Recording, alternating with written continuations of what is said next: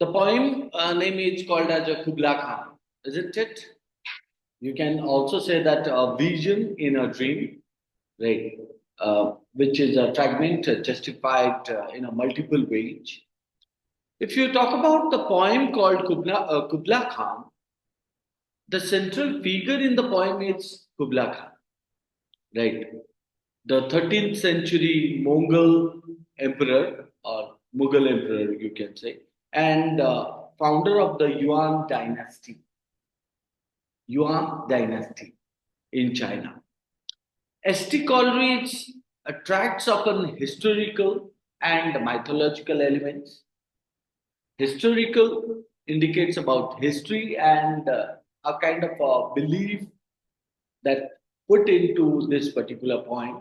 Imagining the grandeur of his palace, grandeur means called as a lavish, uh, big, pompous of his palace, and the domain of, you can say, Xanadu, Xanadu. The title introduces the reader to the exotic. Exotic means called as a lavish and highly luxurious, mystical world. Mystical is called as a mysterious world that the poet explores in the poem, isn't it? And if you talk about the subtitle, A Vision in a Dream, like when we say that Kubla Khan or A Vision in a Dream. So, a vision in a dream reflects what? The nature of the poem itself. St. Coleridge claimed that he had a vivid dream or vision in which he saw the scenes described in the poem, particularly the stately pleasure dome of Kubla Khan, and this emphasizes the surreal, dreamlike quality of the poem.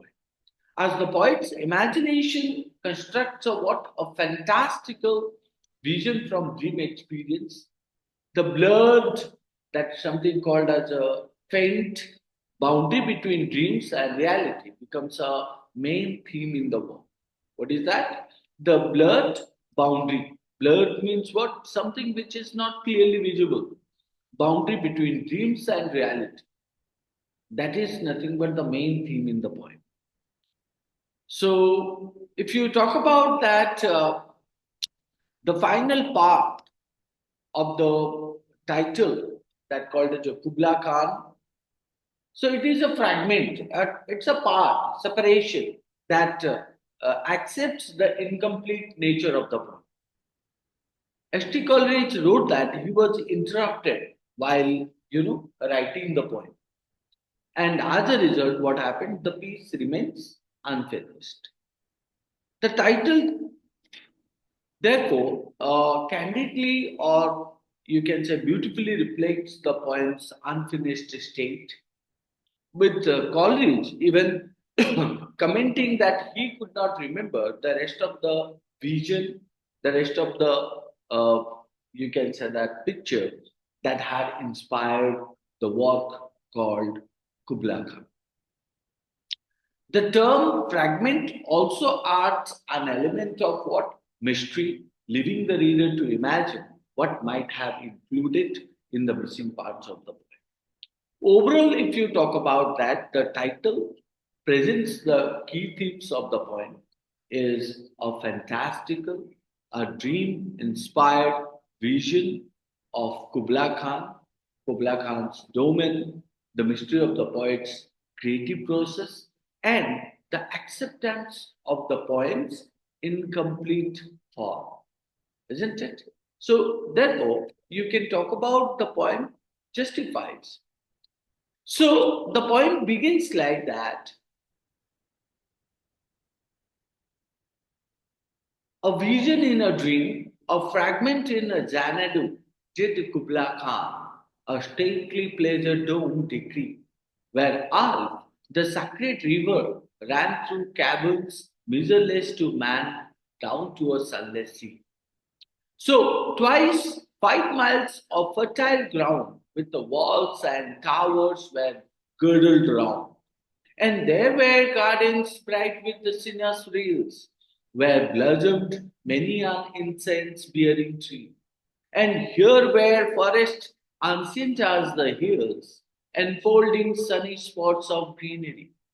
But oh, that deep romantic chasm with a slanted down the green hill, a thought, a sudden cover, a savage place, as holy and enchanted as ever, beneath a waning moon was haunted by woman welling for her demon lover, and from this chasm with the ceaseless turmoil seething, as if this earth in fast thick pants were breathing, a mighty fountain momently was forced, amid which swept a half-intermittent burst.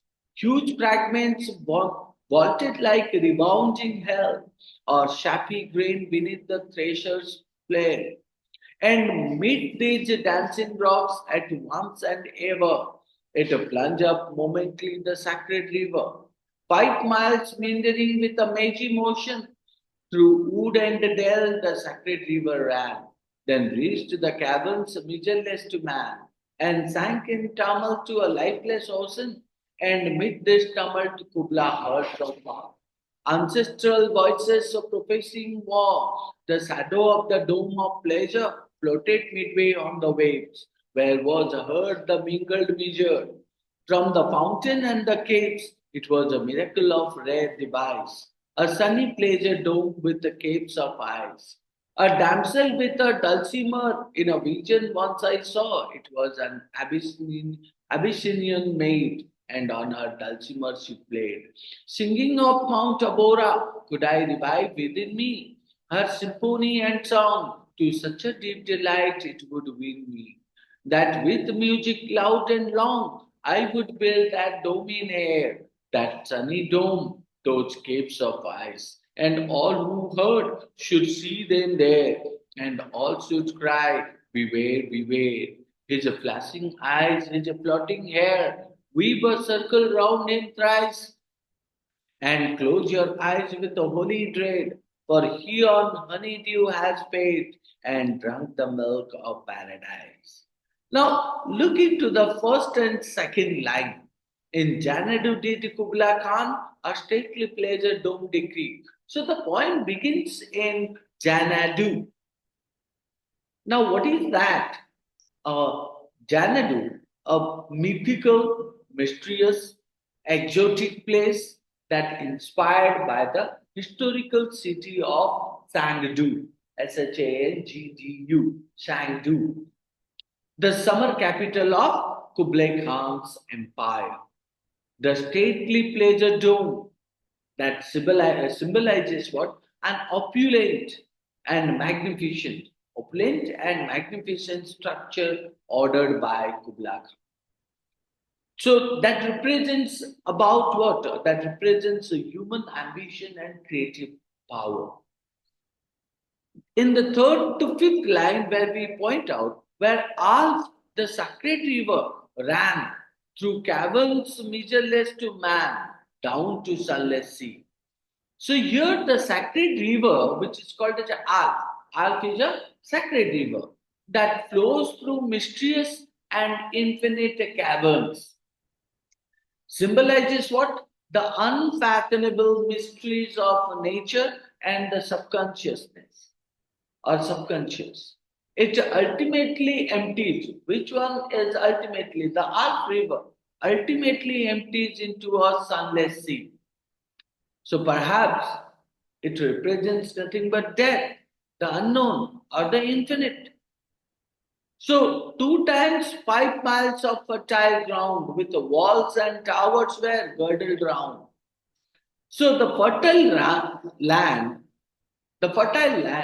that spanning 10 miles, it means that covers 10 miles and is enclosed by protective walls and towers. Which one? That fertile land. This imagery reflects what? A harmonious balance, peaceful balance between nature and human architecture or human design.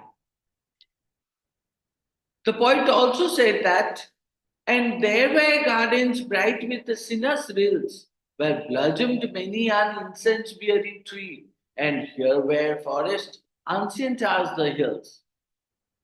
The gardens are lush, LUSs, that called as a field with the trees and vibrant beauty, featuring winding streams. Winding streams means flow of lake water. So when we say that sinners' reels, it means fragment or fragrant trees. Sinners' trees and fragrant trees. Fragrant means what? That the smell you find out that influence exotism and sensuality that actually makes people attract. The forests are described as what? Forests are described as ancient, old, enduring, or means suspending, suggesting timelessness and natural majesty. So they are nothing but the means top. They are nothing but the king of nature. So which one? You talk about the forest. Enfolding sunny spots of greenery in the middle, the grandeur of the ancient forest are bright and peaceful clearing, symbolizing the coexistence of wildness and serenity in this paradise. Do you understand the meaning of paradise? That called as heaven, right? So, how do you call that heaven? Now, in the midst of that forest, in the midst of that grandeur of the old forest that are bright and peacefully clearing. Peaceful clearing means how they have been removed, all those trees in the midst, and symbolizes nothing but the coexistence. Coexistence means called as a means living together. Who are living together? Coexistence of wildness and serenity, peace, as well as the you can say that animals, right? In this paradise. In this paradise means that has been called as a heaven. The poet said, but oh, that deep romantic chasm, but oh, that deep romantic chasm which is slanted down the green hill, authorted a sudden cover, a savage place as holy and enchanted. So the poet, in a sudden shift, means moving from one thought to the other thought, in tone introduces a dramatic and mysterious chasm hidden beneath cedar trees. Cedar, cedar trees, name of the trees. So hidden beneath the cedar trees. So it is described as both savage and sacred. Savage is called as a cruelty. At the same time, sacred is called as a holy purity. Influence awe and fear. Influence what? Awe. Awe means surprising. And fear means called as a means terrible thoughts. This duality, when we say that savage, sacred, or fear, this duality or two thoughts reflects what? The sublime. Sublime means what? That called as beauty, right? A concept central to romantic poetry. Now, when you talk about romantic poetry, it means how the poet romanticized with the nature, isn't it? The poet stated that how that place looks like, how that place covered with the forest, covered with the serenity, covered with the wildness, covered with the savage and the sacred, covered with the awe and the fear, right? Still, it describes sublime. Right. As ever beneath a waning moon was haunted by woman welling for her demon lover. Now look at the symbolism. The chasm atmosphere is a ghostly and supernatural. Ghostly means you understand terrible and seeming like what some magical things are happening. The chasm's atmosphere is ghostly and supernatural. It likened to a scene of unearthly sorrow. Unearthly sorrow means called as uncontrollable sadness. A woman who is crying her forbidden lover. A woman who is crying for her forbidden lover. This adds to the mystical and eerie nature, right? And from this chasm with the ceaseless turmoil seething, as if this earth in fast thick pans were bathing, a mighty fountain momently was forced, right? A powerful, tumultuous fountain, a powerful, tumultuous fountain erupts from the chasm. It symbolizes creative energy, or you can say that chaotic natural forces. A powerful, tumultuous means what? Shaking, shivering. Fountain means that the water that falls and that erupt or coming out from the chasm, symbolizing nothing but the how the energy is created or how the chaotic natural forces, how the natural forces is confused. The imagery or the image of the earth, that breathing gives the sense of vitality in the organic motion. So the poet stated that what from this chasm with the ceaseless turmoil seething, ceaseless is called as a continuous. Continuous means water falls out, that called as a tumultuous fountain comes out, and how it shows the energy that the nature has, how the chaotic natural forces is.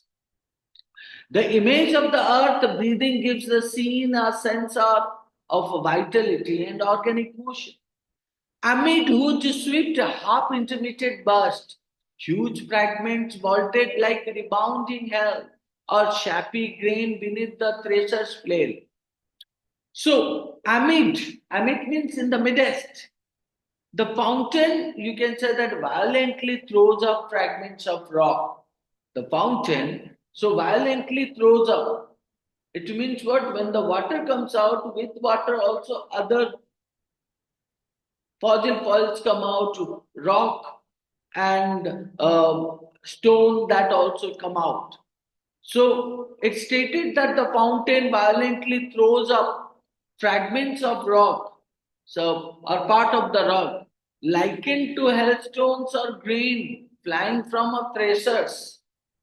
So hailstones, you understand, that's something called as a likened. So like during the winter season, the stone that fall from the sky that called as a frozen ice, or grain flying from a thresher, and during the wind, huge wind, how the things means fly, right? This violent motion or movement that forces the raw and untamed energy of the natural world.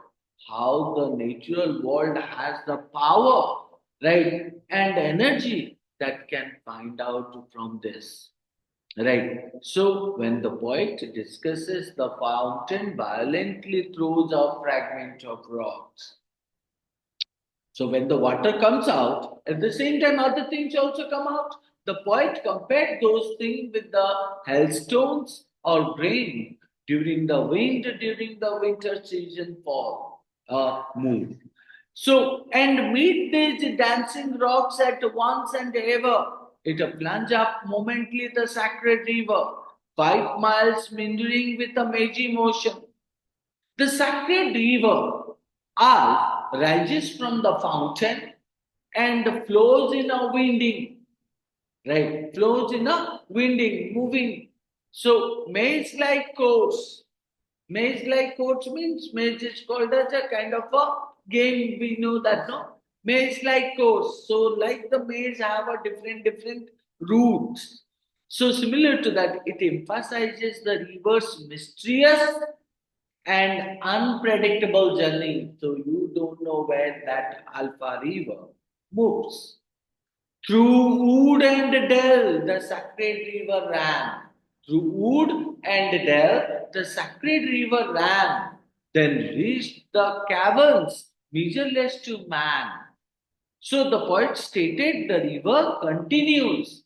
It's a path through woods and valleys, isn't it? So through woods and valleys before descending into the infinite dark cavern, right? And symbolizing a passage into the unknown. So it doesn't know where it goes, right? It is infinite and sank in tumult to a lifeless ocean. Sank in tumult to a lifeless ocean, and mid this tumult, Kubla heard from far ancestral voices prophesizing war.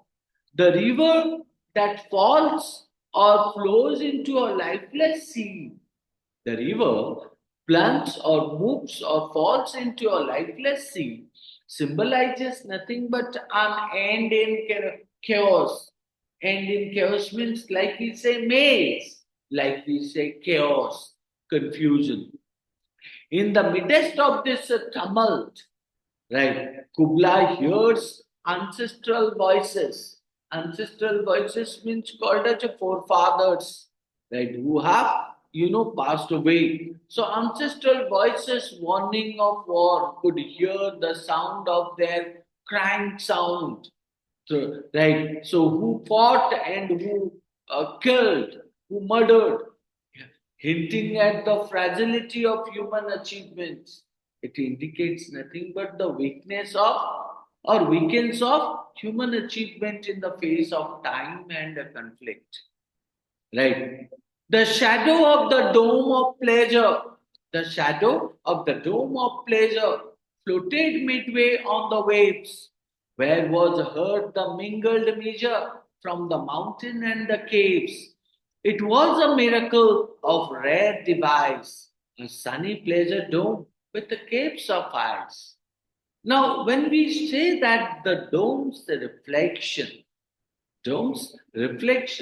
floats on what? The sacred river.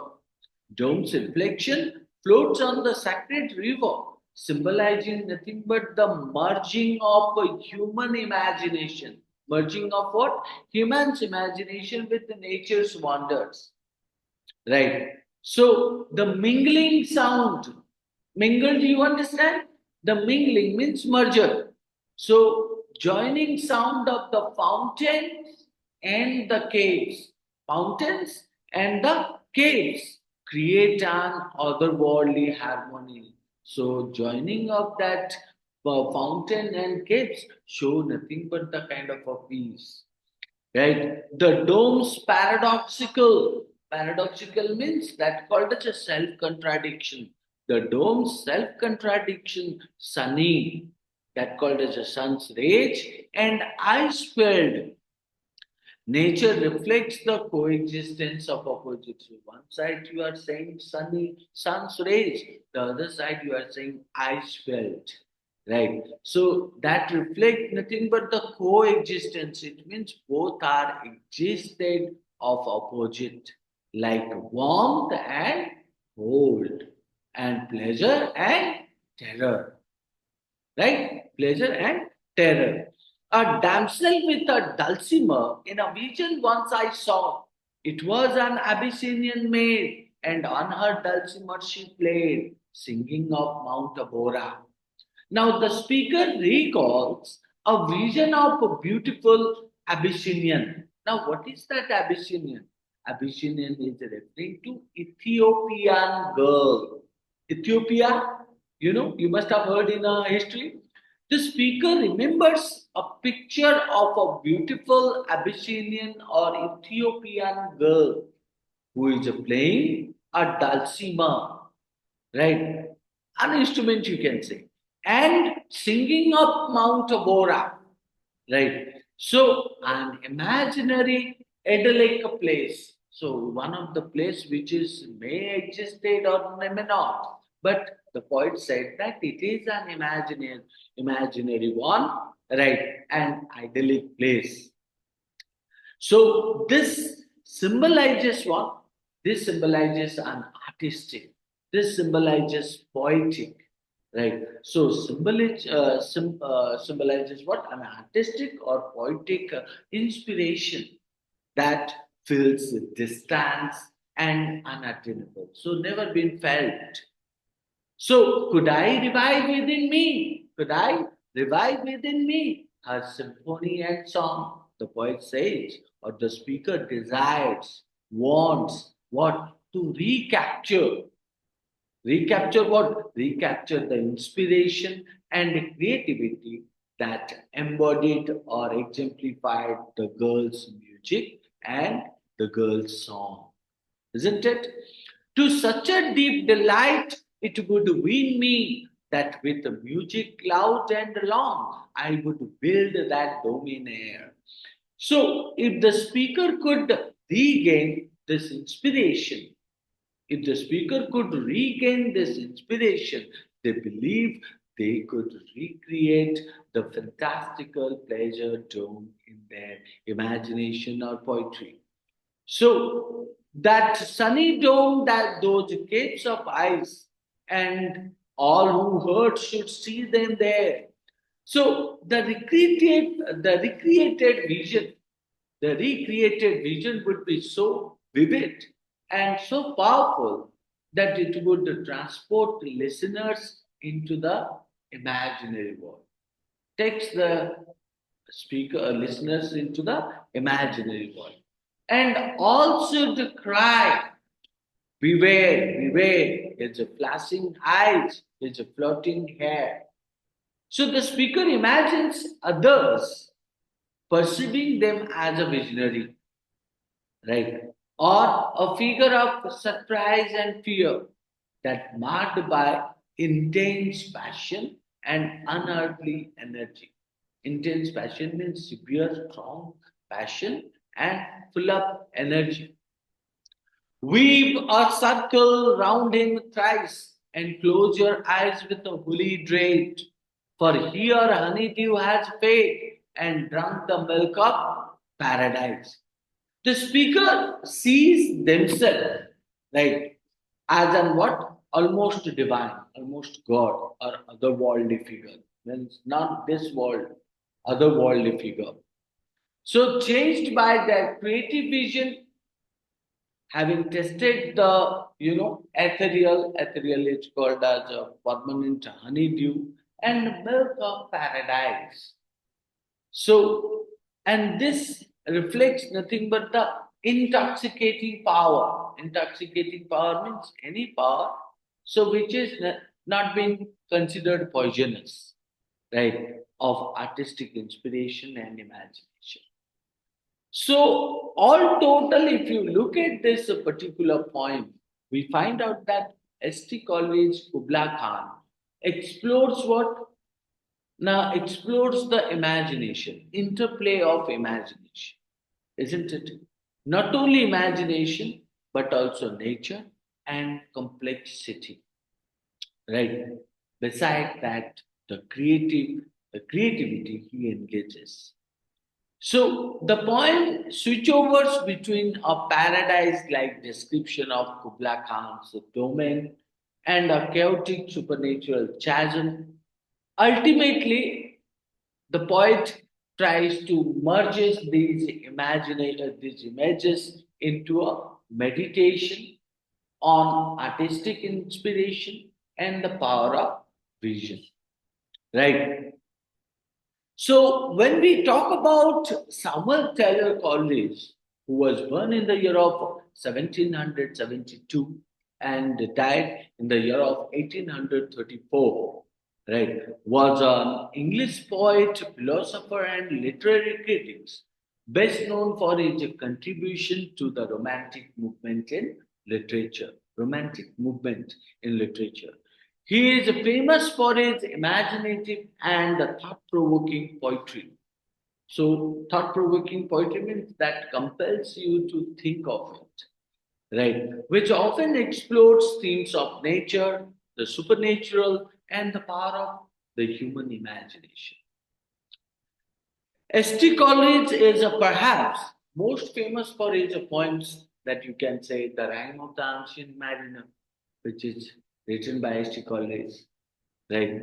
And Kubla Khan, both of which are rich in symbolism and vivid imagery, full of image.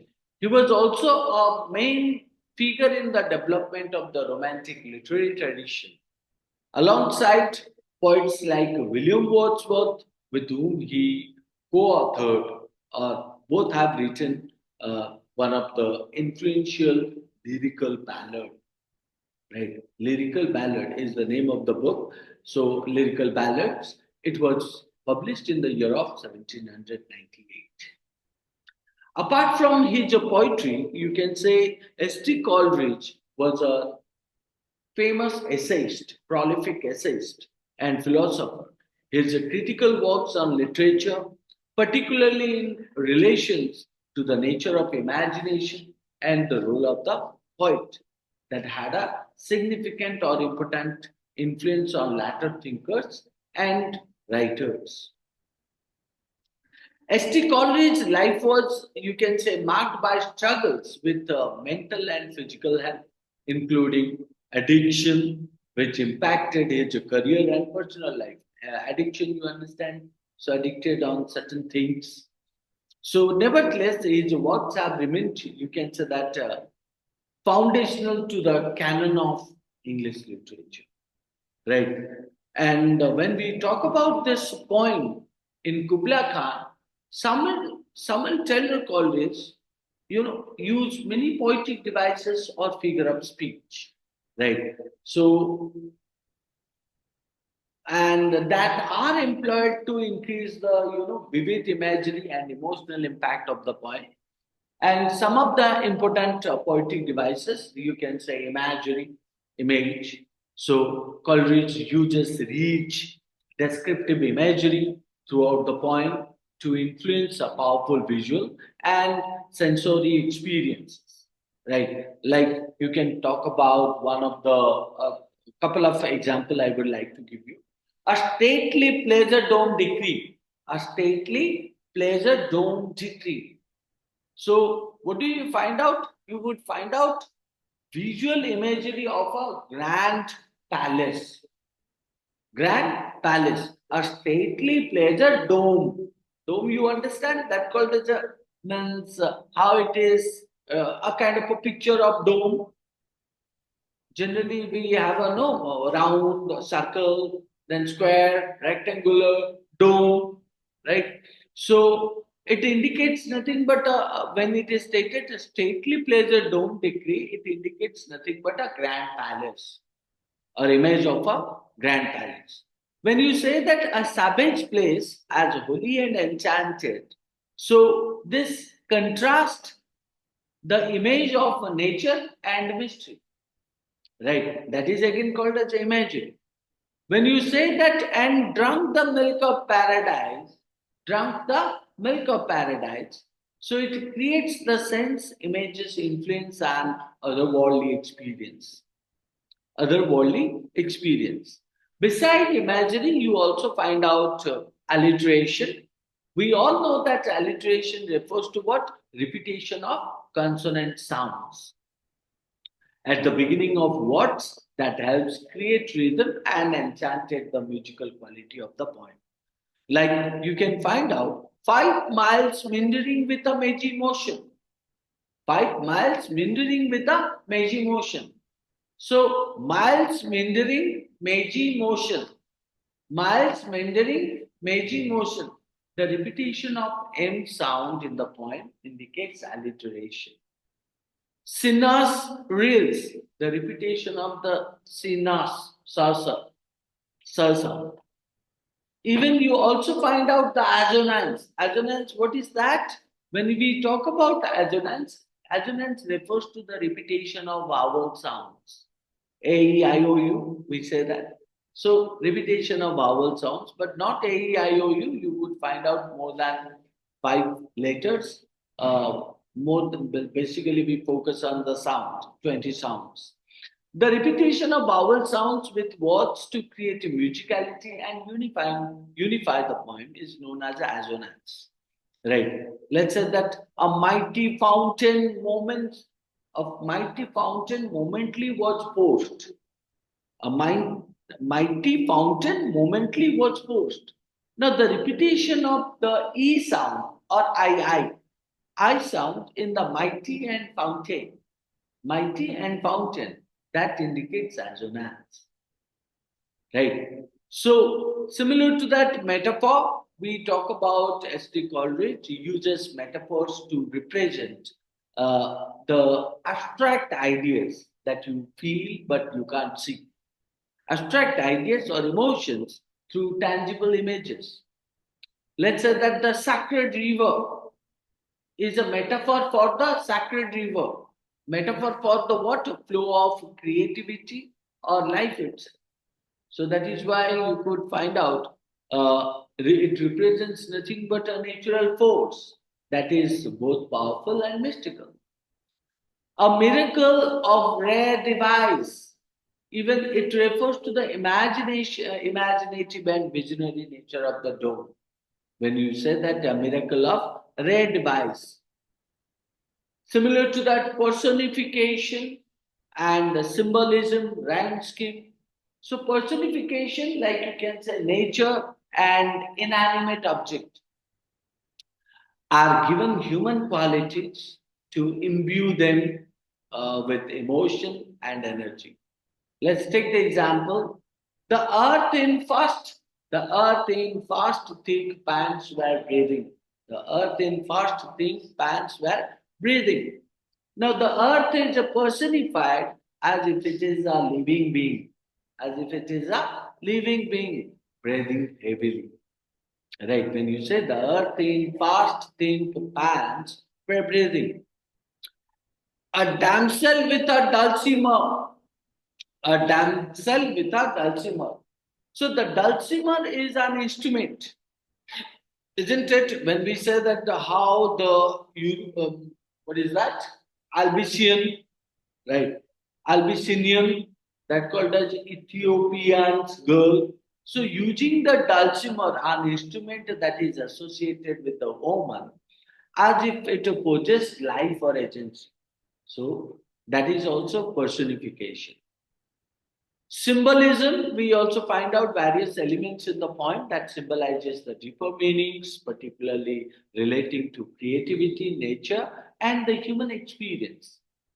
When we say that the pleasure dome, what does it symbolizes? It symbolizes the ideal of a human achievement and artistic imagination, right? Like the way the villa or the way the means palace was made, the top or the dome, right? The dome symbolizes nothing but the artistic imagination, the way artist has done it. Second, the sacred river that symbolizes the flow of creativity and passes of time. Next is the caves of ice and sunny dome that also symbolize the coexistence of opposites such as warmth and cold, pleasure and pain, and life and death. So we also find out the rhyming scheme. The poem uses a regular scheme in many parts, contributing to its musical quality and rhythm.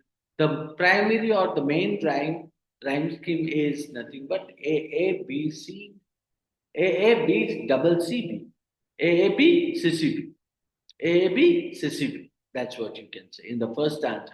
And the pattern continues throughout with the various variations to maintain interest. Next is called as a repetition. Yes, repetition is used to for emphasize and enhance the rhythm of the poem.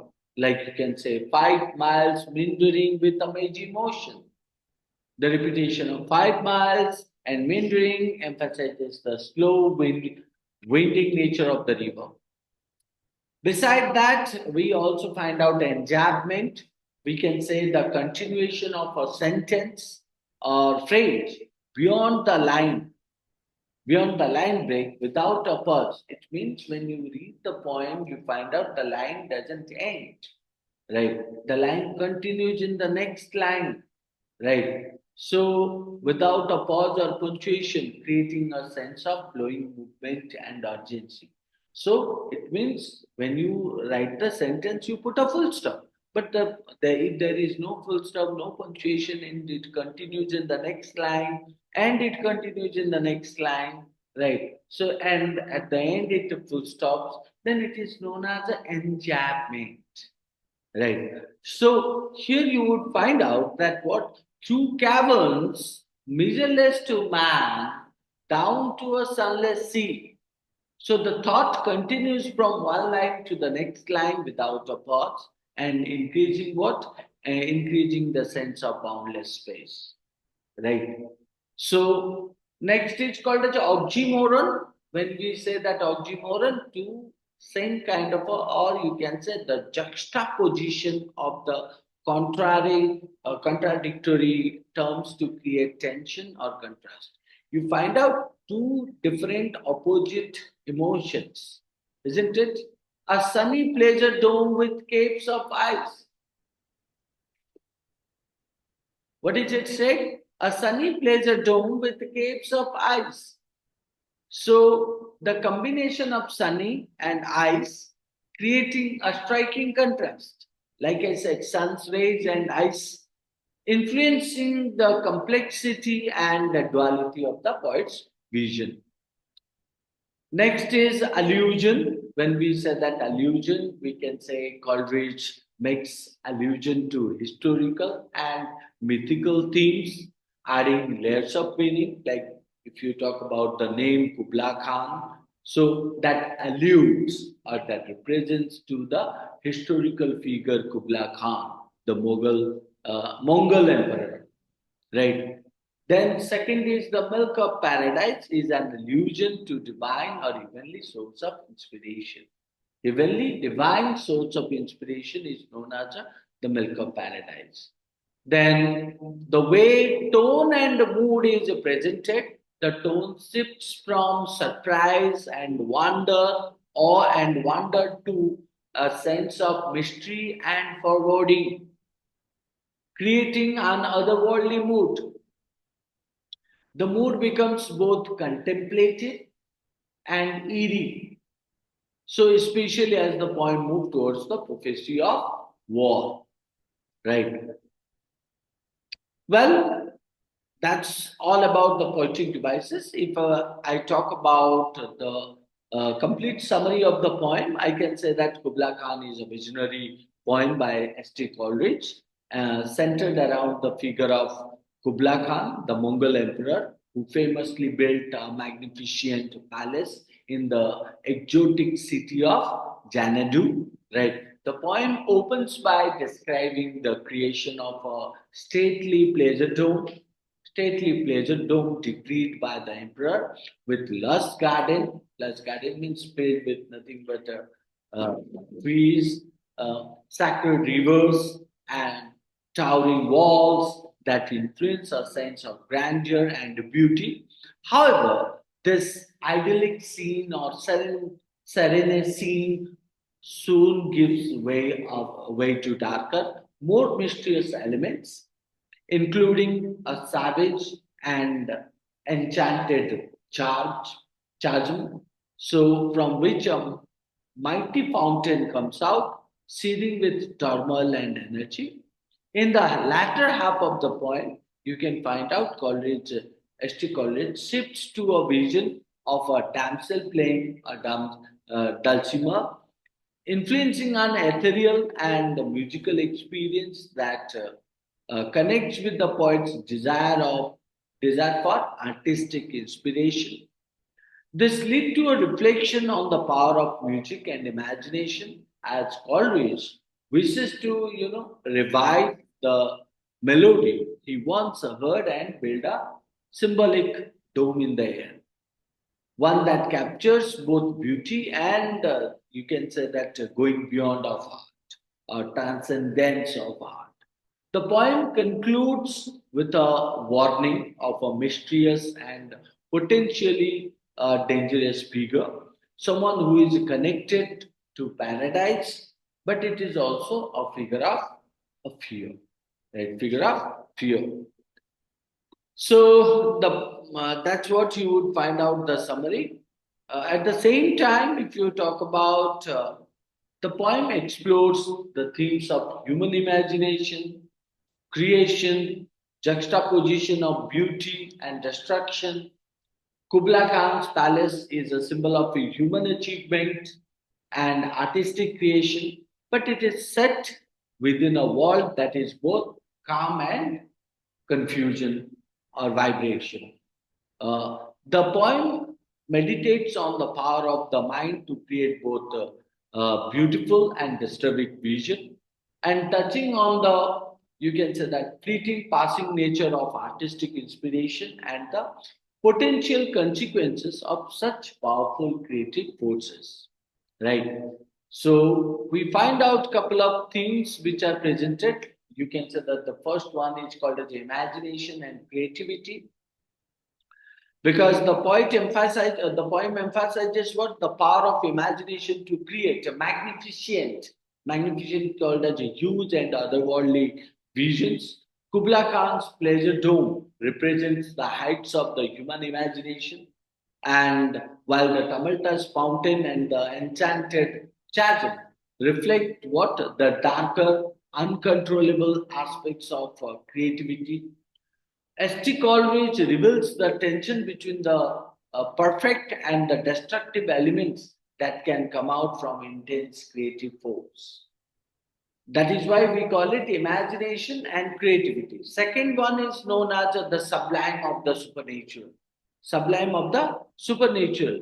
So when we say that the and the supernatural, we can say that there is a contrast between the beautiful and terrifying elements of the natural world, suggest a theme of the peace where beauty is mixed with the surprise and fear. The sacred river, the gardens, and the towering palace influence a sense of grandeur, while the chasm, the fountain, the prophecy of war introduce a sense of mystery, darkness, and the supernatural. So then third is called as the elusive nature of artistic inspiration. Coleridge reflects on the passing nature of creative inspiration and the difficulty of capturing and reproducing the profound moments of artistic insight. The poem itself is unfinished, which mirrors the elusive nature of the dream or vision that inspired it. The poet expresses nothing but a longing or desire to recapture the moment of artistic revelation that came to him in a vision, but it is ultimately are unable to do so, or finally unable to do so. Then you find out duality is the contradiction. So what is that? The two things contradicting to each other. You can say that the poem features multiple instances of dualities. What are they? Life and death, pleasure and pain, then calm and chaos. These contrasts highlight the difficulty and contradictory nature of both human experience and the creative forces process. For example, the sunny dome, right, and caves of ice is a beautiful example, symbolize the coexistence of opposing forces, much like the nature of the vision itself. Then the power of music, we also find out how music plays the central role in the poem.